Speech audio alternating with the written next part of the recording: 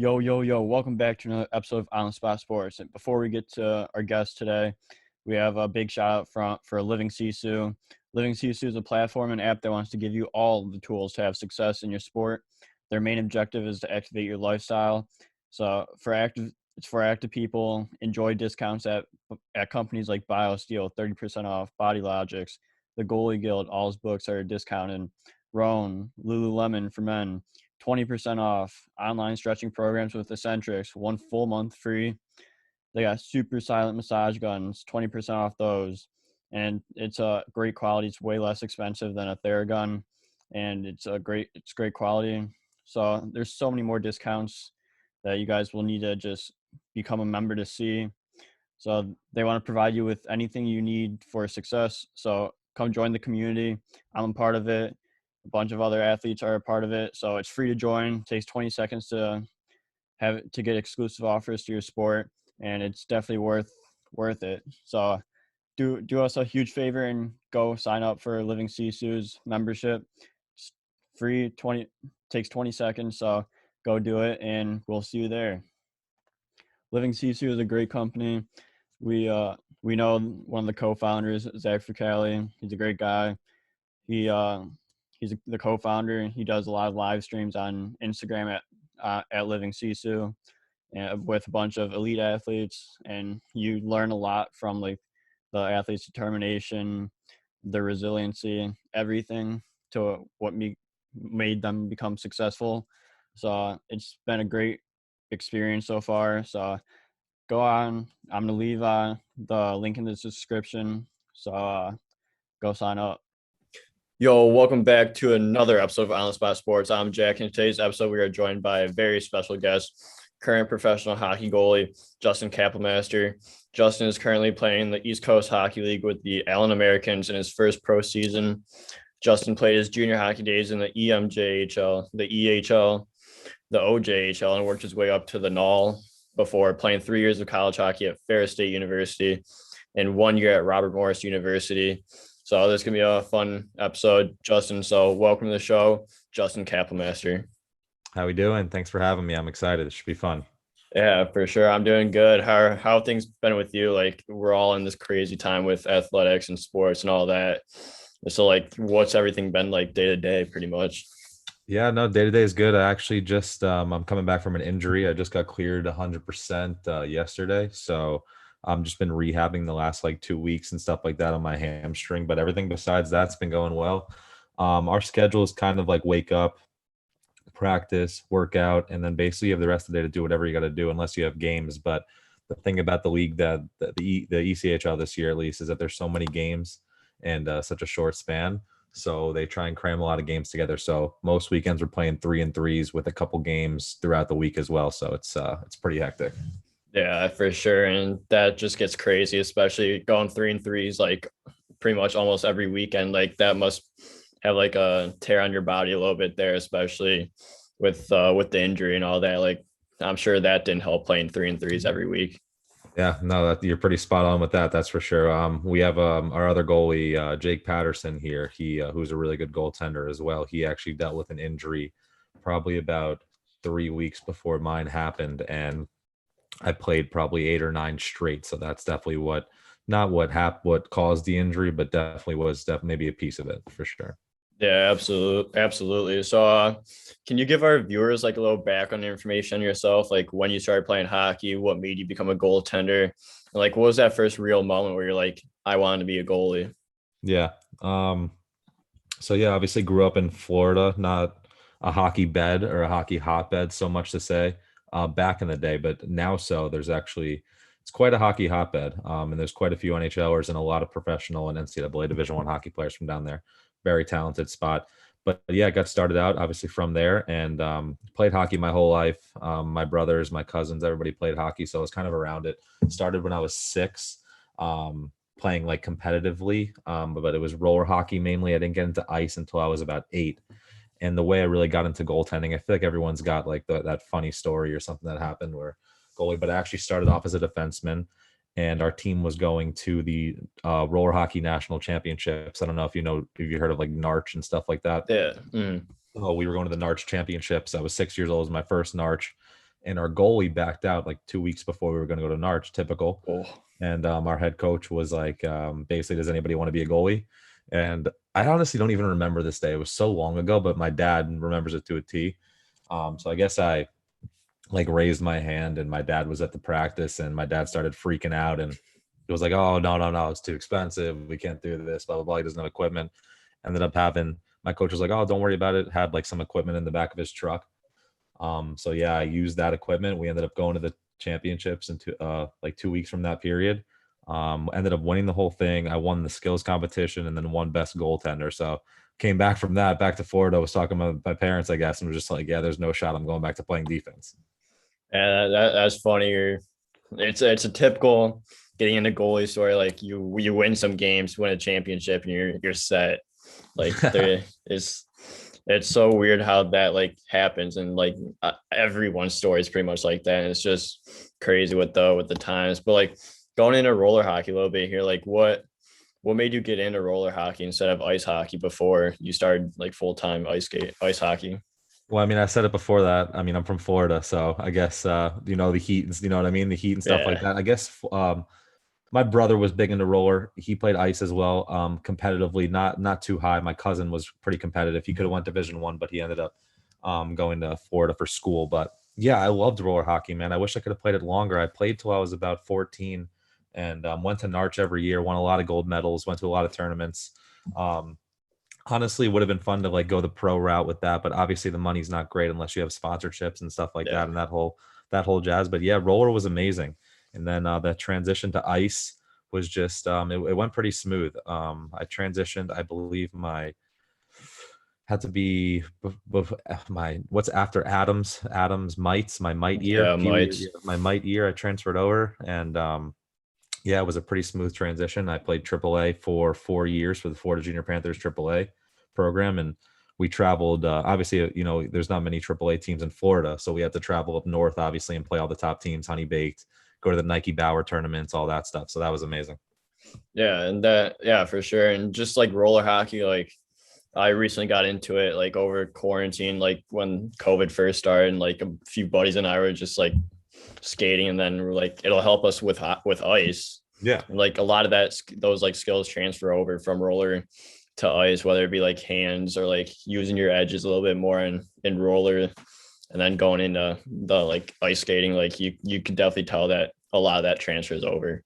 Are you a goalie as well? Yeah, I'm a goalie as well. Well, then the reason I had to quit roller is because my goalie coach made me quit roller hockey, because once you got to a certain point, as it got more competitive, being a goalie in roller hockey actually affected being a goalie in ice hockey in a negative way, in my opinion, and in a lot of coaches' opinions, because it's a totally different ballgame. Yeah, I mean, that is true. You can't push, you can't T-push. It's all like little shuffles, little hops. It's a lot more. But don't get me wrong. I feel like I got a lot of like my athleticism and my just like my hockey sense Yeah. from roller hockey for sure. Yeah, in roller, I'm a forward, so Oh, please. so I don't have to worry about that. But I tell everybody when I'm done with hockey, hopefully a long time from now, when I'm done with competitive hockey and I start playing men's league, there's no shot I'm playing goalie. I'll be a forward or a defenseman. yeah, I switch between forward and goalie all the time. Like goalie is my main position, but there's always something about going out and just playing forward for like a game or so, and then going back in the net and just getting that scoring some goals isn't bad either. So Yeah, you got to change it up sometimes. yeah, it's a win-win situation right there. Exactly. It's good to change it up. Exactly. So then going into your junior hockey a little here. So like, what was the junior hockey process like to get a shot in the EMJHL where you started off with New York Apple Corps? Like, did you like attend like a camp, get a tryout, or like was it just like a team that you saw an opportunity with and you just took it? Yeah, so I mean, after my AAA hockey was done, my eligibility was up for playing youth. Basically, when you're from Florida at that point, you need to figure out your next move. You got to go up north. You got to figure out if it's the junior route or the prep school route. And I was thankful enough that I had the opportunity to do both. And I started playing juniors at such a young age, at 15, or 16, I should say.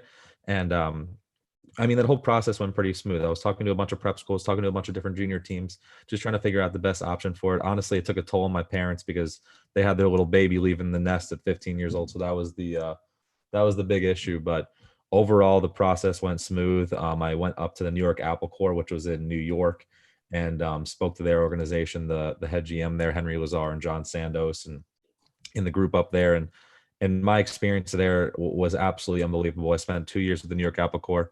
Um, I billeted with a family by the name of the Pews family, and they ended up billing me for 2 years there because I spent 2 seasons there, and I also have some family in New York because my family grew up in New York. So for my first couple seasons of juniors, it went pretty smoothly, and from a little kid, 15 years old, leaving home, I had a lot of good friends, a lot of close friends, had a girlfriend who thankfully I'm still with today. It was definitely a tough transition, but it went smooth. Yeah, it's like, what was your experience with the billets? Because you're going up to New York, where you probably aren't familiar with, and you're leaving home from Florida, and just you don't have Yeah. your family there, you don't have girlfriend, friends. Like, how was that, and like the just adjusting to everything in New York compared to Florida? Oh yeah, night and day, right? New York and Florida, it's like two different scenes. Yeah. Thankfully, I've been to New York before, like I said, and I visited family members. But the building process was, it was pretty great. My parents are pretty crazy. I love them to death, but they're nuts. And they talked to our GM, and they wanted me to make sure that when I was in New York, since it was my first year away from home, that I had the best billet family there was on the market. Doesn't matter who it was, like. And thankfully, the GM pulled out all the stops, and he made sure that I had. And my billet family, I still talk to them today. They are the best people in the world. Um, and shockingly enough, when I was coming back from my second year, they weren't the kids who I lived with. The family, the kids played on the same team as me as well, so it kind of worked out in that there. But the following year, he wasn't going to play, and they still billeted me, which just shows like how much they just loved that and everything like that. But I tell people all the time that you hear all these bad billet experiences and different, scenarios and stuff like that. I played 5 years of juniors. I had every one of my billets that I lived with was absolutely remarkable. And I would not take any junior experience that I had back. That's for sure. Yeah, that's awesome that you were able to fit right in with your billet family, because you always hear about those billet horror stories. But it's good that you were able to get a good billet family, and just everything went smoothly from there. For sure. Yeah. It's tough. It's tough on both sides.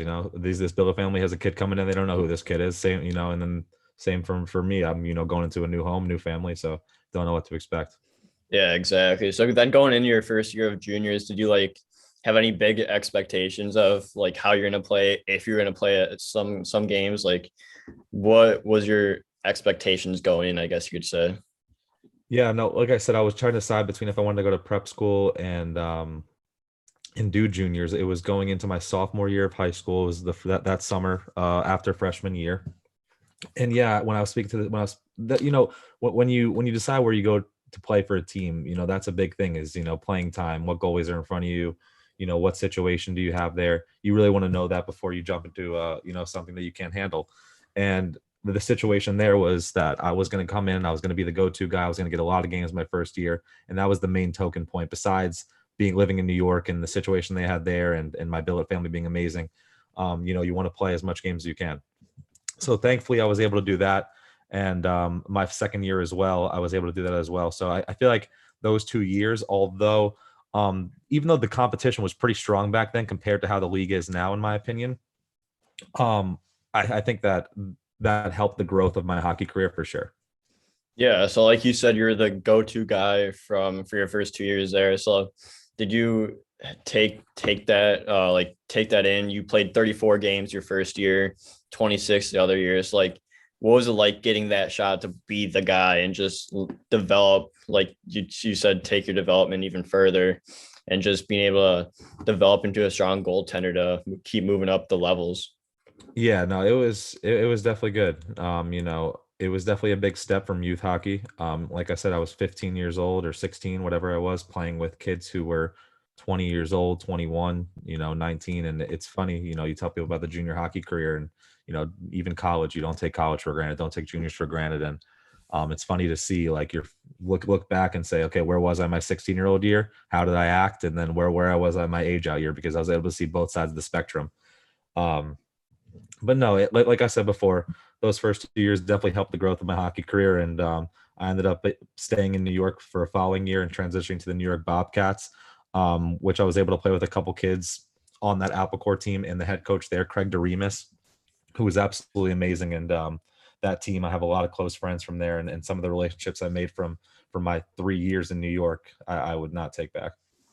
Yeah. So then you, like you said, you got that opportunity. You were able to transition in the Bobcats event in the year after. So like, what were some of the biggest things that you learned throughout your junior hockey experience in New York, whether it be with Applecore or with the Bobcats? Um, I think the biggest thing was just like just staying true to my game, I guess, because those years are crucial to your hockey career. You really don't want to take those years for granted. You hear a lot of kids, saying like, "Oh, I shouldn't have played in this league. Oh, I shouldn't have played in that league. I wish I could have played here. I wish I could have played there." And it's really about just like I tell people all the time, like just trust the process. Like, yeah, you have shitty situations. Yeah, stuff comes up, injuries and stuff like that. But really, those years, I wanted to play as many games as I could. And I just wanted to keep climbing the ladder. That was my goal from day one. Growing up, I always wanted to go to Division I college, and my goal was to get a full ride to make sure my parents didn't have to pay any money, get a good education, and then play at the top level Division I hockey. And those 3 years in New York were the start of the whole process for sure. Yeah, absolutely. So then going back to a little bit here for your when you turn 15, play 15, 16, you're playing juniors against like 20-year-old and overagers. Like what was that transition like? Because like obviously like guys are getting bigger, stronger. So like what would you do to help stay at the top of your game, no matter if you're 15, 16, 17, or even overage year? Oh yeah, man, it's nuts. When I was 15, 16 years old, I was a little meatball, not a little meatball, but I was tall, but I was chunky, and I didn't really Yeah. care about I didn't really care too much about fitness until that second year of New York. And that's when I really just started focusing and understood that meant more. But when it comes to playing with the overagers and older guys at that young of an age, I was thankful enough that the older guys basically took me under their wing. And we had a couple hockey houses, and I was able to go over there all the time and spend some quality time with those guys. And they really were some, besides being really good hockey players, they were really good human beings. I don't know if it's just in the New York blood or something like that, or the New York water or what it is, but I really didn't have any, too crazy experiences. And from my personal aspect, I don't really take a lot of bullshit. I don't know if we're allowed to curse on this podcast. No, go for it. Go for it. But yeah, I don't take a lot of bullshit. So even, when I'm a rookie in college, I'm a rookie in juniors, you got to do what you got to do as a rookie. You got to take shit. You got to do what you got to do. You got to do it with a smile on your face. But at the end of the day, everybody knows that I don't take shit.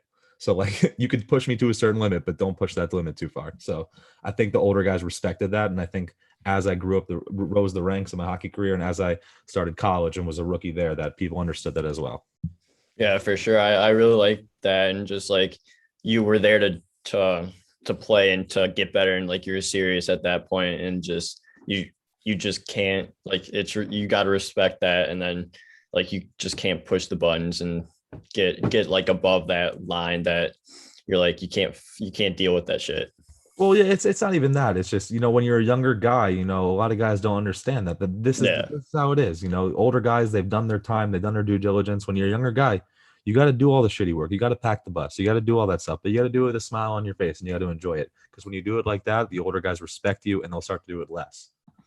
Yeah, exactly. I really like that. So then going into the following year, you played in the EHL that year with the Bobcats. What was that transition like from the EMJHL to the EHL? Yeah, so they used to have the EJ and the AJ, and the year I transferred, they combined the EJ and the AJ to the EHL. And it was actually a pretty competitive league in the first year. But to be honest, it wasn't that much of a jump. I was expecting to go to a higher league that year, but something fell through. Regardless of the situation, it was an amazing year. Like I said previous, Craig DeRemus, Kevin Kerr, those guys were amazing. I still talk to them today.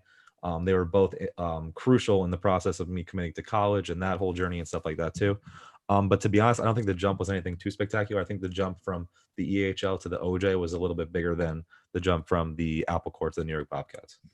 Yeah, so throughout that year, like how were you able to gain confidence and just continue to go up that path to the next level and just follow that development path that you wanted to be on, just to develop even further and then get that confidence boost from playing so much and playing well. Yeah, no, it was just another like journey in the road, like you said, like I was fine with, whatever happens throughout my college career, or my junior career, like whenever I'm gonna commit to college, it's gonna happen. If it was gonna be my first year juniors, if it was gonna be my age out year, it was gonna be my age out year, which ended up being my age out year, which was great. But like I said, that year was great. I lived it was only about 45 minutes away from where I played for the Apple Corps. So I actually didn't build it with the same family I did previously. I built it with another family, the Consolados, who were amazing as well, who I played with his son on Apple Corps. And like I said previously, that was a great experience. We ended up playing the Apple Corps because they were in the same conference as us. Obviously, the older team, or not the older team, the not better, but there's obviously the Empire and the EJ. That's what it was before. And we ended up playing them in an outdoor game, and we ended up losing, but unfortunately. But I remember that a couple of the people from the Apple Corps organization were a little salty that I transferred to the Bobcats, but at the end of the day, it was good. It is what it is at that point. You just got to do whatever you got to do to help develop in the right path, I guess you could say. Definitely. Yeah, I agree. So then the following year, you go into the OJHL and you put up some phenomenal numbers where you eventually get a shot in the NAHL the following year after that. So like, what was the transition like going into OJHL? Like you said, it was a bit harder, a bit bigger of a jump. And then like just getting that confidence that you're playing so well and you're playing a ton of games that year. Yeah, no, that was my first transition to Canadian life. So that was really exciting. That was a cool year. That year I was actually trying to go to the NA that year. I was tendered with the Keystone Ice Miners, and that actually fell through. Funny story. I'll transition to that later. The head coach of the Keystone Ice Miners, guy Michael Gershon, loved the guy to death. Was scouting me throughout that whole year where I was in the New York Bobcats planning. So I went in for camp and had a great camp, and they ended up cutting me. I was the last guy to get cut, and I absolutely ripped him to shreds in the end of the year meeting, like, because I was like, Gersh, like you told me I'm your guy this year, blah blah blah. Funny story: when I transferred from Ferris State in college to Robert Morris, he was the assistant coach at Robert Morris. And like I said before, I love the guy to death, and I give him shit for this all the time. But no, the OJ was amazing. I played for the Trenton Golden Hawks. Jerome Dupont was there. In a similar situation, I went there, and they wanted me to be the guy. They needed a guy who was going to play 75% of the season, and I was able to carry that load. I was 18 years old when I went there. It was a really exciting year. I was legal to drink in Canada. That was pretty fun. But from a Not bad. But from a hockey standpoint, the OJ was a really, really competitive year, a really, really competitive league the year I played there. I think the league's gone down a little bit in my opinion, but the year I played there, we had about 9 to 10 Division I commitments on our team that year. We were playing teams like the Kingston Voyagers and the Wellington Dukes, and just all the teams throughout our conference had multiple Division I commitments, Division III top school commitments. And the thing I loved about that league was it was a lot of games. It was a lot more games than other leagues that I played in. And I think that was preparing me more because it was going to give me more opportunity to succeed. So at the end of the day, I think it was a big jump because I just think the skill level was higher, and I was able to, I guess, accept that jump and perform pretty well that season. Yeah, absolutely. So like, how important is it for you to play the amount of games that you did? You said you were playing 75% of the games, and then just being able to, like, goaltending takes a toll on your body when you're playing that many games. Like, how are you able to stay recovered and just be able to go out there and give 100% each and every night you play? Well, I was 18 back then, so my recovery wasn't much, but obviously as a goalie, you got to stretch a shit ton, and I consistently did that all the time. But yeah, when you're 18 and stuff like that, I feel like you just have different muscles back then because my muscles were working perfectly fine. And thankfully I didn't have too many bad injuries back then. I was able to play a lot of games, but yeah, from a recovery standpoint, it's just about taking care of yourself, taking care of your body, making sure you're eating well, making sure you're hydrating well after games, making sure you're stretching. Important. So much, especially as a goaltender, so much stretching, and make sure you do that. Stay healthy. You play a lot of games, win a lot of hockey, hopefully. Yeah, absolutely. For you got to stretch for sure. Like your muscles get tired after a bit, and just by stretching, even if you're 18, like you definitely like gain some longevity in your muscles for sure. Yeah, it was yeah, definitely, and it was a fun year. Playoffs were best of 7 series. It was really more professional like than the other junior leagues that I played in prior. Yeah, absolutely. So then the following year, you go into the NA, the NAL for the Wichita Falls Wildcats. It's like, what was it like getting an opportunity to go to the NAL and like just being able to believe in yourself, and because you worked your way up from the EMJHL, OJHL, all the way up to the NAL? Yeah, no, it was great. I was actually supposed to play in the USHL that year. I was with the Tri-City Storm. I was tendered with them. And I was with them for about a month and a half. And before the season started, I got released. And thankfully, I was talking to the Wichita Falls Wildcats, the head coach and GM there, Jerome Dupont, who was amazing, by the way. He right when I got cut, I called him. He said, get your ass over here. I told you, if something ever happened with Tri-City, there's a place for you here. And thankfully that happened, because it was the best year of juniors that I ever had, not from just a a personal standpoint and the numbers and the wins and the success I had, but just from an off-season standpoint and the family and the relationships I made there. There's just something to be said about being on a winning hockey team. When you're on a winning hockey team at the end of the year, you're gonna keep these relationships with these guys for years and years and years and years and years to come. And that's what happened in Wichita. And definitely the competition was definitely risen from the OJ and from the EJ and from the Empire, obviously. Same thing with the OJ and stuff like that. Tons of Division I commitments. The thing about the NA is that there's a lot of scouts at all the games. And the difference, in my opinion, between the NA and the USHL is that the NA is a really good development, and not only development, but for a way for goalies to be seen and commit more.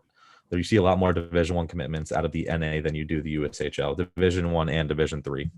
And I respected that. And I had such a great year, dude. Such a fun year. We ended up making it all the way to the finals, the Robertson Cup Championship. And we lost, unfortunately, 2-0 in the finals, which was devastating. But I still think the rules in that is kind of bullshit, because every round in the playoffs was best of three. It was best of five, best of three, and then one game. So I don't understand why there was only one game in the finals, but who knows? Yeah, that's pretty weird. And just I wouldn't get that either. Like you keep going down after that point. Oh yeah, it's unbelievable. And also, I want to say something about, I've talked about me getting cut and, me getting released from these teams and stuff not working out. And I tell people all the time that, shit happens for your hockey career, and my parents always told me I'm a big proponent of everything happens for a reason, because it really does. If I didn't get cut from Tri-City, I wouldn't have went to Wichita. I wouldn't have, met some of my best friends from Wichita. Who would have known if I would have got a Division I commitment in that last year in Wichita. Same thing with getting cut earlier in my career with the Keystone Ice Miners. Wouldn't have went to the OJ. Wouldn't have met my billet family there. So you got to look at the positives of every situation, and I tell people that all the time. Yeah, absolutely. I love that, because you're gonna face adversity no matter what you do in life, and no matter what sport you play. And it's about finding a way to get other opportunities, get above that you got cut. Like, find ways to get better and find ways to make yourself more noticeable than what you were doing before. Yeah, and sometimes it's not just about getting better. Sometimes it's just not the right situation. Sometimes it's just not the right fit. It's not the right team. It's not the right coach. Who knows what it is? But at the end of the day, sometimes it's not just you. It's not you. You got to look in the mirror, but you got to look at both sides. Sometimes it could be you. You might not be putting in the work. You might not be putting in the extra work. But at the other side of the spectrum, there's both sides. So yeah, exactly. You got to look at both ways no matter what, because there's one way could be totally your way, and then the other way you could see it as from the coach's standpoint, it's a battle back and forth. Yeah, you just never know. Yeah, exactly. So then you said that there are a bunch of scouts in the NAL games. So then you find yourself committing to Ferris State University for 3 years. So what was that process like to commit there and play at Ferris State for the next 3 years before going into Robert Morris? Yeah, that was amazing. Like I said, that's my goal from day one. The first goal was to get a Division I commitment full ride, and thankfully I was able to play a lot of games for the Wildcats. I was able to have a really successful season. I was talking to a bunch of different schools throughout that whole entire year, and only a few really offered, and a few were like, pretty serious.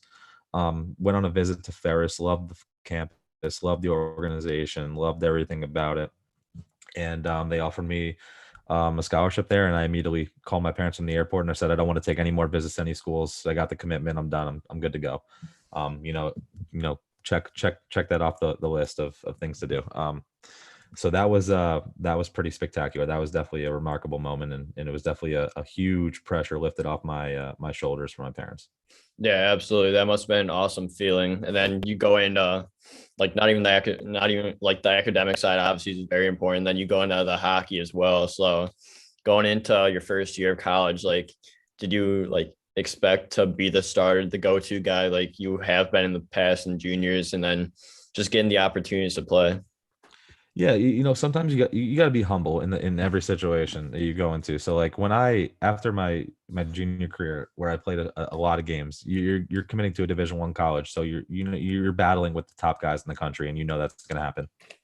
And one of my best friends, actually, this kid Darren Smith, who was my goalie partner at Ferris State for 2 years, the year before I came into Ferris, he actually took them to the NCAA tournament, and they knocked off St. Cloud in the first round. St. Cloud was the first ranked team in the tournament, and they were the 16th seed or whatever it was. It was pretty spectacular. And then the next year I came in, but you just never know what happened. So I came in as the backup. It was me and him. He played the first 5 games. We ended up going 0-5. That's that freshman season I came in. Then I got a boatload of games my freshman year. I ended up making, I think, first all freshman team for the WCHA.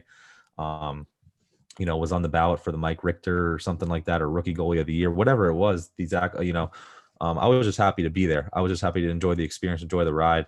My freshman year was a little reckless. When you're a freshman, you're not as serious as you are when a senior. It's just like you're starting a whole nother process. You're like your junior process when you're 15 years old. It's like you're a baby. You don't realize, where you are until your junior career is up, until you're 20 and you're at your age out year. So I was a freshman, but yeah, my time at Ferris was phenomenal. And I met some amazing people. And actually my roommate up in Allen right now, Corey Mackin, was my captain at Ferris for 2 years. Yeah, that's awesome. And then just you got the opportunity right after those 5 games that your goalie partner played, and you got that opportunity to play in 19 games after that. So like what from that experience, like you're playing a lot of games, you're playing 19 to start off your first year of college. So what were some of the things you learned about the Division I game that you haven't learned before? Yeah, man, it's just about that. Everybody's a better goal scorer. Everybody's a better, everybody does the little things right at the top level. That's what people tell you. And if you're not doing the little things, you're not going to hang around. You're not going to be there for it. So that was the main thing. Just like every level, every time you go up in a level, you got to adjust the shots. You got to adjust the pace. Everything just gets elevated a little bit more. And I think I adjusted perfectly fine. I think it was a smooth transition, in my opinion. Unfortunately, in my junior year, I dealt with a couple injuries, so I didn't get too much time, playing time, which is one of the reasons why I ended up transferring to Robert Morris and stuff like that. But regardless of the situation, like I told you previously, you never know what's going to happen in hockey, and an injury happened. And I was thankful enough to get the amount of games and enjoy the experiences I had while I was at Ferris, for sure.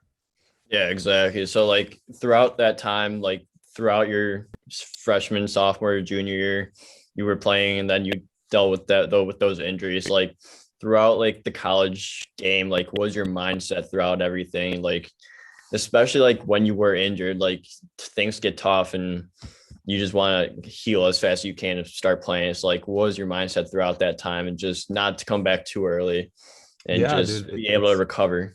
it's terrible, dude. No, mental health's a serious thing, especially in hockey. It's a huge thing. I respect Robin Leonard. He supports the hell out of mental health, and he's very upfront about it, and I Yeah. like that. And yeah, dude, injuries, take a toll on you. And thankfully, I had my girlfriend who moved up to Ferris, or not Ferris, but an hour away from Ferris, she works at Lululemon, and was able to move up there. And she was with me throughout that process of me injuring and rehabbing and getting back, and my transition when I was deciding to transfer and go to another Division I school and stuff like that. And she was there for the whole process, but it's very difficult. And the main thing I would tell people is just don't rush. I had a pulled groin, and I ended up rushing back, and I hurt it more because we weren't winning games and they needed me to play, and I felt bad for my team. Not felt bad for my team, but I felt like shit. Like I was injured. I want to get back on the ice and help my team win. and ended up messing my groin up more. But yeah, just be patient and do your rehab and do what the doctors are telling you, do what your trainers are telling you, and it'll be a smooth transition, hopefully, when you get back on the ice. Yeah, and like mental health is huge, like you said. Like it seems like everything's perfect and like the outside, but like there could be stuff going on like anywhere, at any time, and just that injury doesn't help either when you know your team's losing games and you need to be back, but you also don't want to. You also rush it and then you re-injure yourself, then you're out a couple more weeks and your team's still losing, and then you're like, and then that's an even shittier feeling than the first time. Oh yeah, that's the thing. The thing I love about how many years of juniors and how many hockey teams in different situations I've been on is that I've been through every situation. I've gotten cut, I've gotten injured, I've been through every, I've been the starter, and then I've gotten hurt and had to come back and wait for my opportunity to get back in the net to play. That's happening currently right now in Allen. I was, like I said before, I was playing 8-9 straight, and I got 2 shutouts back to back, was feeling myself really well, and got hurt, and now I'm just basically waiting to get back in the net and waiting for my opportunity to shine. So it's about staying patient. It's about jumping at the opportunity when that opportunity arrives. Yeah, exactly. So then after you that junior year that you had dealt with those injuries, you transferred to Robert Morris University. So was it like an easy transfer process, or was it like a whole mess in a situation where you just wanted to get out and just play some games? Oh, nothing's ever easy. Come on now, that it was a whole big shit show. No, it wasn't that much of a stress. But basically when I was transferring, I had to put my name on the waiver wire, and I was able to transfer without sitting out a year, thankfully. And was just talking to a bunch of different teams.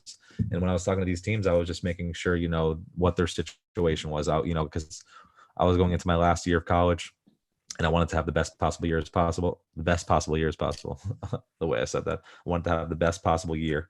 And I wanted to find a team that needed me to play 75-85% of the games and, compete for hopefully a national championship or make the NCAA tournament at least.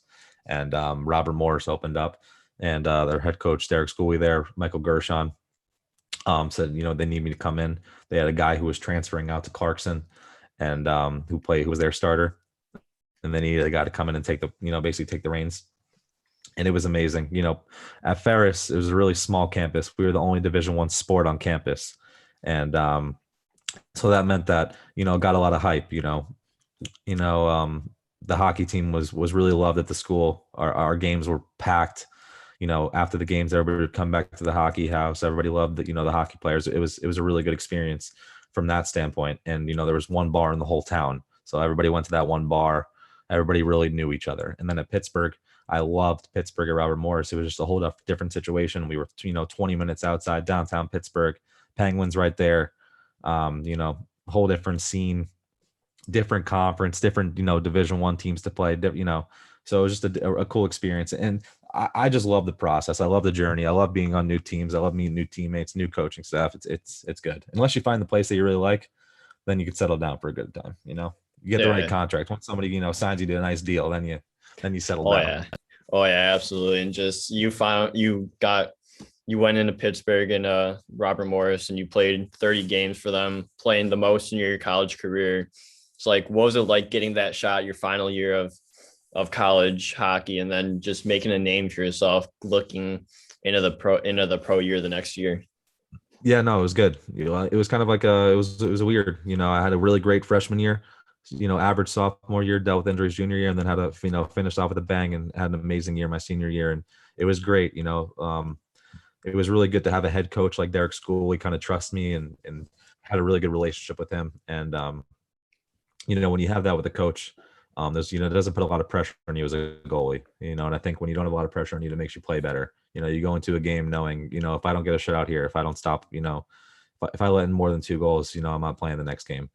And I knew that, I think when I came in, and don't get me wrong, he told me, I was going to come in and be the guy, but at the end of the day, the spot's not given to you. You come in set, 30 pounds overweight, you come in, who the hell is this guy? You never played hockey in your entire life. And I earned the respect. I think right when I came in there, I played 2 games back to back, played extremely well. And then right from there on, he gave me the reins, and it was really good, dude. It was really good. Felt really good to play a lot of games. I got injured for like a week or like 2 weeks when I was, towards the end of the year. I think I missed like 3 or 4 games, but besides that, it was great. The only bad thing that happened that year was COVID, cutting our season short.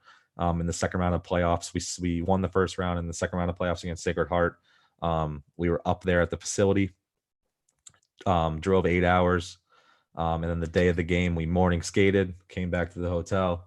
Coach came in during pregame meal and said, "Hey, boys, season's canceled." So that was how my college career ended. Damn, that's a shitty situation to be in. Then just like with everything that's happened over the past year, Oh yeah, that it's just a shit show at that point. oh yeah. That was not how I wanted to end my college career for sure. And we had a good opportunity to make the NCAA tournament, and that would have been exciting to see how far that team could have gone. So that's definitely a bummer. But Yeah, it is what it is, and you try and move on from it. But I'm always like, even like midway through the summer, I'm like waiting. I'm like, all right, when's the season going to start back up? Like everyone's back home in whatever town they're from, but I'm like, all right, they're going to bring the guys back for an NCAA tournament or something like that. But obviously, COVID fucked that up. yeah, exactly. So then you end the season on the COVID note, I guess you could say, and then you find yourself going pro this year, where you got an opportunity signing with the Kansas City Mavericks before the season started, and then finally going to Allen, where you're currently at. So like, what was that like first few weeks of the pro game like? And like you were in Kansas City, and it's like, what was that like? Oh no, it was cool. Kansas City didn't work out for other reasons. I got a concussion there for something stupid that happened, and I was out for like a week and a half, and I came back, and I was supposed to be the guy there, and I came back, and they released me the day I got back from injury. So, but that's kind of how pro works. You got to get used to this pro lifestyle. It's a little weird, and thankfully I was talking to a bunch of different teams before I was making my decision to turn pro or to start my pro career. And I was talking to Alan to start the year. So when the stuff went down with Kansas City, I was home in Florida for about a week, and then Alan called me, and the whole process has been amazing, dude. It's a weird year. COVID kind of messed everything up. So, there's a lot of guys who deserve to be in the AHL and leagues higher who are currently playing in the ECHL. So the league is extremely good this year. It's extremely competitive. It's probably the best it's ever been. So, thus far. And with the AHL season ending in a couple of days, there's going to be even more AHL guys coming down, and it's spectacular, dude. It's been a great ride. Like I said, I was blessed to, when I came here, have my roommate be my captain who was my captain for 2 years at Ferris. And we got a good group of guys here. We got a really young team. And our coach is great, Steve Martinson. He's welcomed me in, and he's let me get a good amount of games, and like I said before, like every level's a big jump, and this is just even a bigger jump, and it's the top Division I guys, it's the top guys at every level. Once they're done with college, here, now here it is. Yeah, exactly. So you go into Allen, you played in 15 games so far, you're going 7-6-1. So what was it like playing that first pro game and just with getting a win too? No, yeah, it was great. I think I won my first 3 games in my pro career, which was great. We got a really good team here, but it was good, dude. Obviously, my adrenaline was maybe going a little bit more than it usually does, first game of pro. But it was good, dude. I think I calmed down after the first couple shots, and thankfully enough, I think we won 2-1. My team was able to score, one more goal than they did that night, so it was good. Yeah, for sure. So then, and then you said like you're dealing with an injury right now. It's like, what's been your mindset? Like you've dealt with injuries throughout your career, especially juniors into college. So are you taking that same mindset that you had before and just not rushing it, like you said earlier, and just making sure you're 100% better? Yeah, exactly. I'm not rushing it at all. And our trainer, Jordan Duton, who has been absolutely amazing.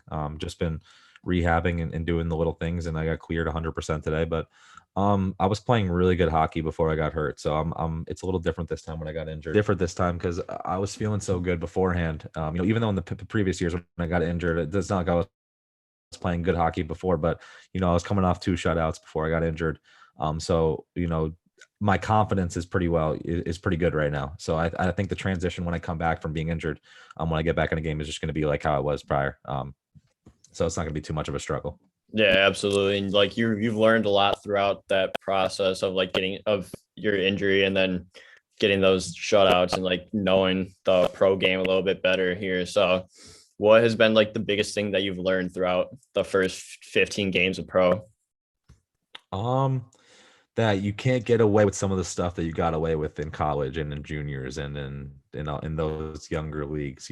It's I mentioned previously in our talk that you got to do the little things, and at the pro level, everybody's doing the little things. Everybody's stretching before.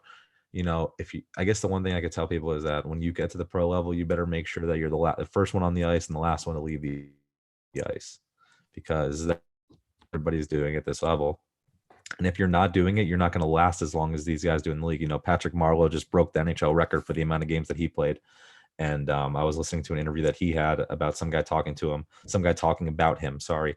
And he said that the reason this guy's plays so many games in the NHL is because the guy takes care of his body. He does all the little things. He knows what to do to make him go every night. And so that's the biggest thing. That's the biggest takeaway is, obviously I'm dealing with these injuries, and, I'm not 20 years old anymore. I'm 25. And you just got to keep doing those little things. Yeah, exactly. So I know we're running a little short on time, so I have a few more questions for you before we wrap things up. So yeah, it's like if you have you've dealt with a lot of shit throughout your career. So what are some tips for goaltenders looking to get to the next level? I know we said the details and all that, but are there any other good tips that you could give to younger goalies? Yeah, I think it's just you just gotta enjoy. If you're not enjoying playing hockey, then then just stop. Even a couple of years ago, my parents, when they call me, they're like, hey, when I'm injured, hey, do you still enjoy playing hockey? Are you still enjoying this? I'm like, of course I'm fucking enjoying this. And if you're not, then maybe it's not for you. But what I would say about, to younger goalies that want to climb the ranks and that want to play competitive hockey and want to make it to Division hockey is just trust the process. And I tell people this all the time, don't rush the process. If I played 5 years of junior hockey, like I told you prior, I didn't know what was going to happen, but I had the same goal in mind, and at the end of the day, that goal was achieved. Yeah, those are some great tips, and you just gotta trust the process, and have fun with the process as well. Nothing's easy in life. You gotta grind through everything, and exactly, and just have a little smile on your face and have fun with the game. Because why are you playing if you're not having fun, like you said? Yeah, bro, I enjoy it. I got one of my back plates on my goalie on my helmet from Robert Morris is all the places that I've played junior hockey and the distance that I've traveled from Florida compared to all those places. So that's awesome. That's just something to remember, is just have fun. And I have fun every time I step on the ice. You have fun every time you step on the ice. You just got to smile and have fun a little bit. Oh yeah, dude. Going back to Patrick Marleau, they said how do you do this? And he just he was crying. He just said, "There's nothing better than this." That's literally what he said. He said, "There's nothing better than this." Coming to the rink every day. Yeah, exactly. So my final question for you is, as well as playing pro hockey, you have your own podcast where you're a co-host. What are the origins about the podcast, and what's it all about? And how much fun do you have making the podcast? Love that Locker Room Podcast. So yeah, actually my last year of college, I randomly woke up one day and was like, man, I listen to all these podcasts, and all these podcasts have a niche, whether it's hockey, whether it's, football, drinking, whatever it is. And I'm Jewish. So, and I've dealt with a lot of stuff, nothing bad or anything like that throughout my hockey career. Just my boys, making a Jew joke or whatever and stuff like that. And I was like, man, none of these podcasts are Jewish themed, and not that I'm a very orthodox or anything like that, but I love my religion and I respect it. And I wanted to start a podcast and interviewing influential Jewish people. So famous people who are Jewish, whether that's athletes, actors, musicians, does not matter. And it started off just as athletes. And I called my buddy Johnny Lazarus, who played Division I hockey at UMass Amherst and also played at Mercyhurst. Called him, told him the idea, immediately said, dude, I'm in. And the first couple episodes were a little sketchy, a little just rough and not organized. And we ended up getting our boy Max Musbaum into the mix, and he's really helped our podcast, skyrocket, and we've really tightened it up. But it's been a fun journey. It's been a fun road, and we've gotten some amazing people on: Adam Schefter, Adam Fox with the New York Rangers, Nate Thompson. So it's been quite a journey, and shout out to Johnny and Max, because without them, it wouldn't be going. But Locker Room Podcast, follow us, Instagram, Twitter, whatever you guys want. I'll definitely put that in the description and everything. And like I was recently, I listened to your latest episode, and I really enjoyed it and like enjoy whatever everything you're doing. Like I love podcasts. Yeah, I appreciate it, dude. Yeah.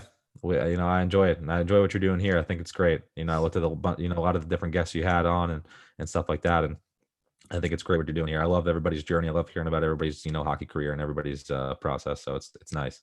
Yeah, I appreciate that. And it's fun hearing about all these guys' stories and experiences, and you could learn so much from all these guys. Dude. Like you could learn a ton from this episode. Like in any episode, you could learn so much. Of course, everybody's journey is different. Some people have it. Some people's journeys are sugar coated and it's all laid out for them. NHL draft, first round. That they're going to go to this team, that team. It's fun when you don't know. Sometimes you don't know what the hell's going to happen. Yeah, exactly. It's a lot of fun. But Justin, thank you so much for coming on the show. I really appreciate your time. This was a ton of fun, and I wish you the best of luck with the rest of the season. And I look forward to following your career the rest of the way. Thanks so much. I appreciate it. Thanks for having me on. Yeah, no problem.